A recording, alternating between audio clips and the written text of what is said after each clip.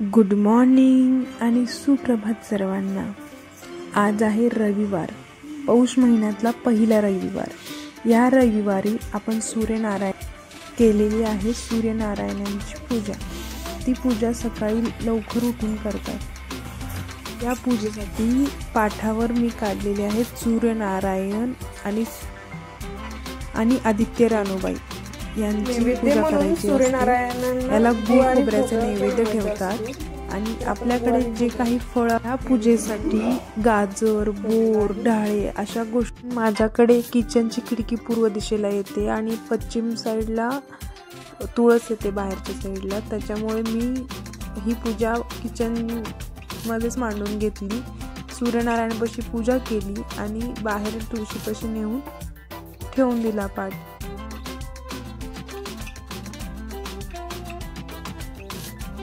ते रांगोळी वगैरे काढून अजून एकदा पूजा करून घेतली। काही गोष्टी राहिल्या असतील, चुकत असतील तर नक्की मला कमेंटमध्ये सांगा। सकाळी चिमण्यांच्या चिवचिवाटामध्ये पूजा करायला खूप छान वाटलं, खूप फ्रेश वाटलं। तर तुमच्याकडे कोणाकोणाकडे करतात ही पूजा ही नक्की कमेंटमध्ये सांगा बरं का।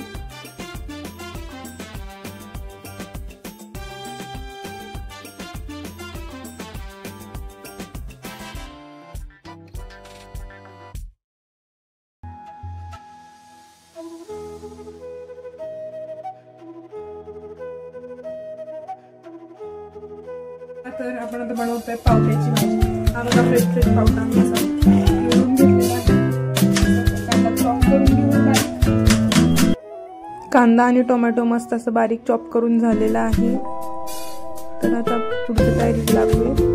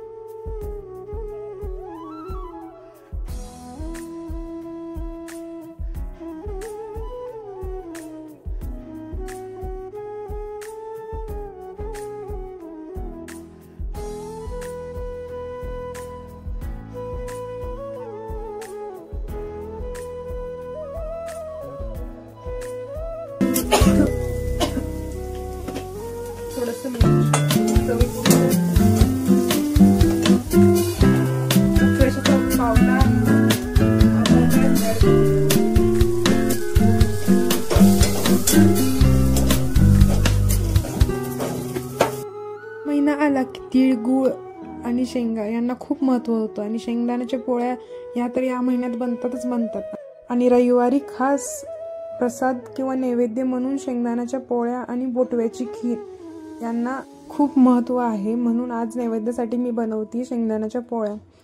शेंगदाण्याच्या पोळ्या, वालाची भाजी, मेथीची भाजी, भात, चपाती अशा छोटासा मेनू आहे आपला।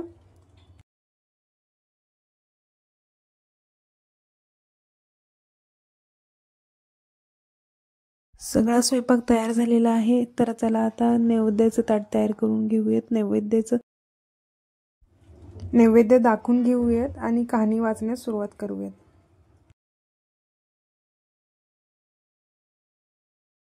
ऐका आदित्य रानूबाई तुमची कहाणी। आटपाट नगर होते। त्या नगरात एक ब्राह्मण होता। तो नित्य समिधा, फुलं, दुर्वा आणायला रानात जात असे। तिथं नागकन्या, देवकन्या वसावसत होत्या। काय ग बायानो, कसला वसा वसतात ते मला सांग। तुला रे वसा कशाला हवा? उच्चील मागशील, घेतला वसा टाकून देशील। उठणार नाही, मातणार नाही, घेतलेला वसा टाकणार नाही। तेव्हा त्या म्हणाल्या, श्रावण मास येईल, पहिल्या आदित्यवारी मौन्याने उठावं, स्नान करावं, विड्याच्या पानावर रक्तचंदनाची आदित्य रानूबाई काढावी, 6 रेषांचं मंडळ काढावं, 6 सुतांचं 5व्या मुक्कामी घरी आली, स्वयंपाक केला, सूर्यनारायण जेवायला आले, 7 दरवाजे उघडले, लोहकंगाळ पाणी तापवलं, पंचपक्वान जेवायला केले. सूर्यनारायण जेवायला बसले. त्यांना पहिल्या घासास केस लागला. ते म्हणाले, अगं कोणा पापिणीचा केस आहे हा? राजाच्या राणीला 12 वर्ष दारिद्र्य आलं होतं. तिनं आदित्यवारच्या वळचणीखाली बसून केस विंचरले होते. काळं चवाळ डोळीचा केस, वळचणीची काडी डाव्या खांद्यावरून वेशीबाहेर टाकून दे. राजाच्या राणीला सूर्यनारायणाचा कोप झाला होता. तसा कोणाला होऊ नये. ब्राह्मणाला मोळी विकायला, राजाच्या राणीला माळ्याला, म्हातारीला कानाडोळा मासाचा गोळा, इतक्यांना जसा सूर्यनारायण प्रसन्न झाला होता तसा तुम्हा हामा ओ हो.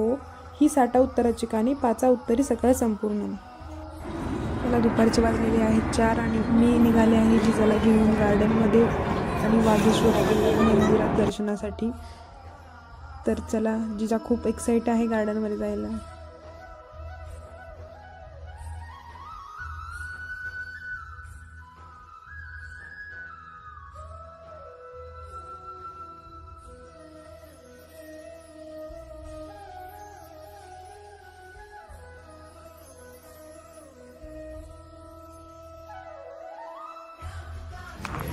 आता आम्ही पोचलेलो आहोत वागेश्वर मंदिर येथे. मंदिराचा परिसर आहे एकदम शांत आणि निसर्गरम्य असा परिसर आहे.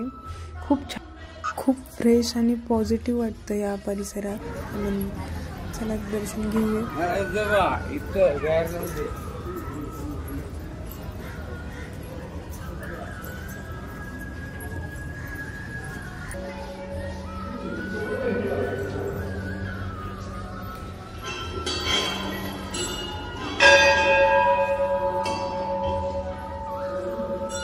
ते आहे बोटिंग करायला, बोटिंगसाठी पण सोय आहे. पण आम्हाला करायची होती बोटिंग, पण जिजाच्या बाबांनी काय आम्हाला बोटिंग करू दिली नाही. ते बोलले जोपर्यंत तुम्ही स्विमिंग नाही शिकत तोपर्यंत कुठेही बोटिंग करायची नाही. तर मग काय, जिजाला खुश करण्यासाठी आम्ही गेलो गार्डन मध्ये. काय झालं जिजा? तर जिजाची रिएक्शन बघा गार्डन मध्ये गेल्यावर.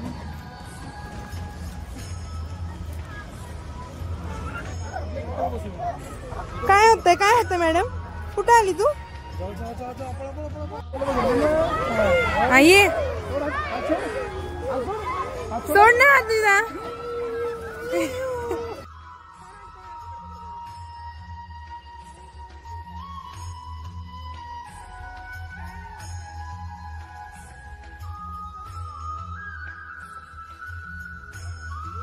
जिजा थोडीशी घाबरत होती, पण जिजाला एक गार्डनमध्ये छोटा दादा भेटला. त्या दादासोबत तिने काय 1-2 ॲक्टिव्हिटी केल्या आणि मग काय तिच्या बाबांनीही तिला मस्त अशा ॲक्टिव्हिटी करायला लावल्या आणि जिजा खुश झाली. मग आम्ही निघालो. मुलांना वेळ मिळेल तेव्हा किंवा आठवड्यात 1-2दा तरी गार्डनमध्ये किंवा निसर्गाच्या सानिध्यात घेऊन गेलं पाहिजे, जेणेकरून मुलांची बौद्धिक, शारीरिक आणि मानसिक अशा विकास होण्यासाठी खूप महत्त्वाच्या ठरतात. आणि मुलांना नवीन मित्र-मैत्रिणी भेटतात, छान असं एन्जॉय करायला होतं आणि मुलं फ्रेश होतात. जिजासाठी मी घरूनच घेऊन गेले होते चुरमुऱ्याचा चिवडा.